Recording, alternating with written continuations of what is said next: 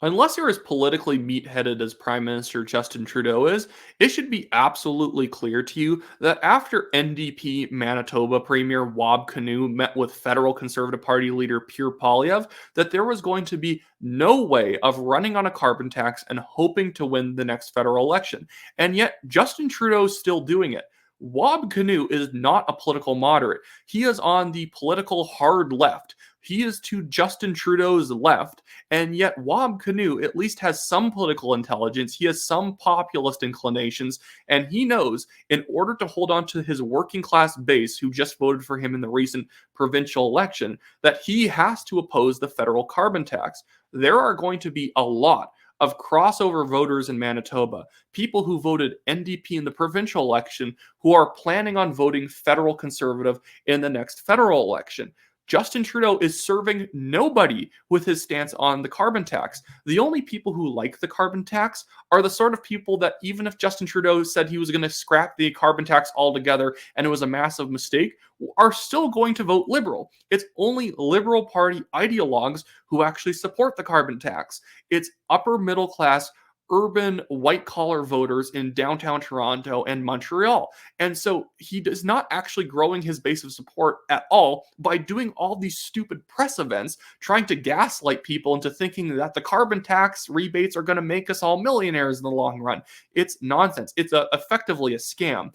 But this is what has led us to fantastic interviews on the CBC with Justin Trudeau actually getting the tiniest bit of pushback from the host of these shows, asking why he's even pushing the carbon tax when it seems like nobody actually wants it anymore. He is completely befuddled to actually justify himself, but because he's such a narcissist, he has no ability to admit he's made a mistake and pull back on this policy, and he is going to continue destroying himself on the shores of the carbon tax simply because it has become his baby. Check this interview out.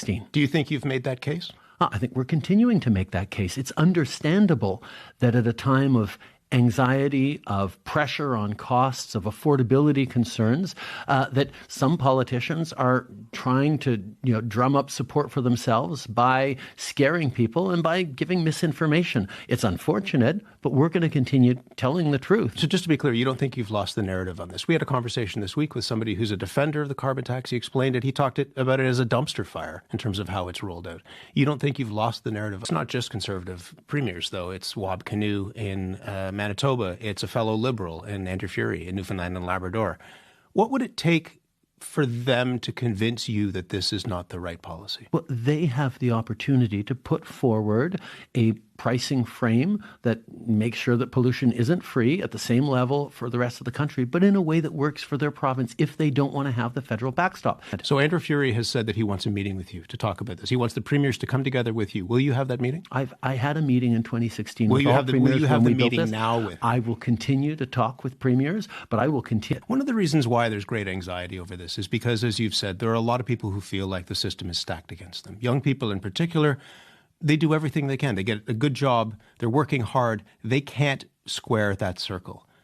You've had 9 years in power. To what extent is your government responsible for the fact that that system is stacked against them? We got elected in 2015 focused on supporting the middle class, and we brought in a number of measures that made a huge difference. We cut child poverty in half in this country with the Canada Child Benefit. But particularly since the pandemic, we've seen Amazing. I like how the CBC host, he's not even exactly grilling Justin Trudeau. He's not doing a bad job at all, but he's just asking him questions that are out there. And not like the nonsensical way where like a CBC journalist will go up to Pierre Poilievre and say, there are people out there who think you're far-right conspiracy theorists. Like, that's silly. He's asking him questions that are commonly out there. Well, why, if so many premiers are opposing you, are you still pushing for this? The most hilarious part of that entire interview is when he says, well, I met with them back in 2016. 8 years ago, I guess, is good enough for continuing a policy that has become wildly unpopular. And his contention that, well, if premiers like Andrew Fleury and people like Kinew don't like the carbon tax, well, they can always come up with their own pollution framework. Well, that's nonsense, because the pollution framework that you have to come up with still basically has to at least make the federal carbon tax is like pricing as a minimum. This is why, and all these premiers, when he says like flippant stuff like that to them, why don't you come up with your own version of the carbon tax? They're looking at people like BC Premier David Eby, looking like he might get his lunch eaten by the BC Conservatives who weren't even a party a year and a half ago.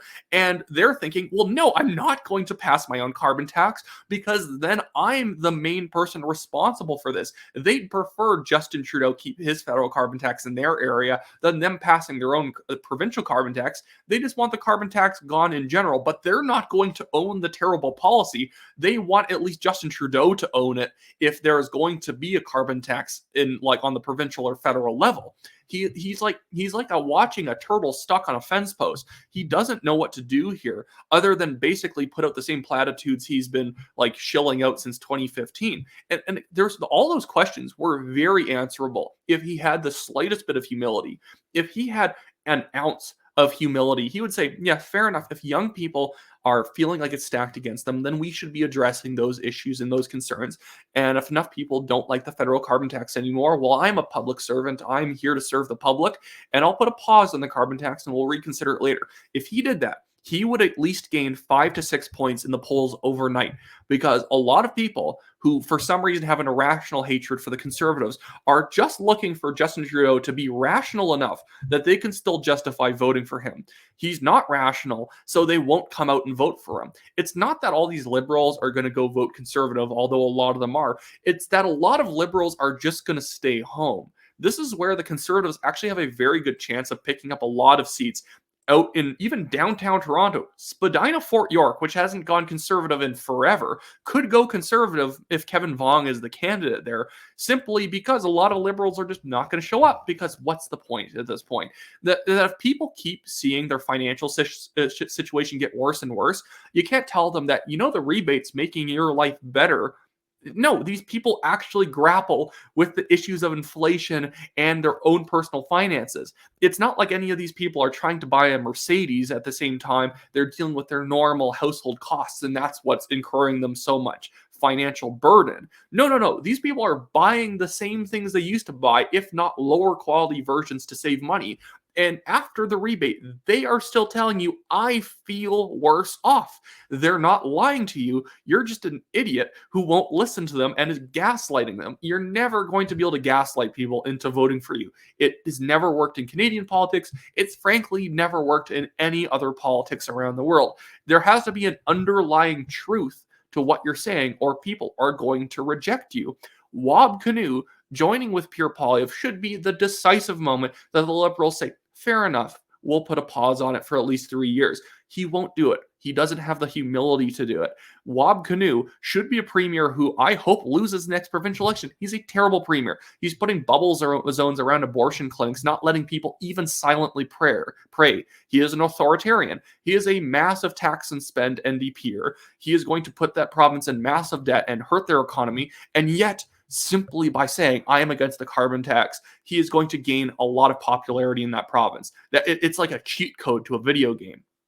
Anyways, that's all I want to say about that today. I just quickly want to do the normal shameless plug. I know a lot of you watch me from Calgary, and if you do, check which federal riding you live in, because I, Wyatt Claypool, am running in the Calgary Signal Hill Conservative Party nomination. This is what the riding boundaries are going to look like after April 23rd when they get updated by Elections Canada.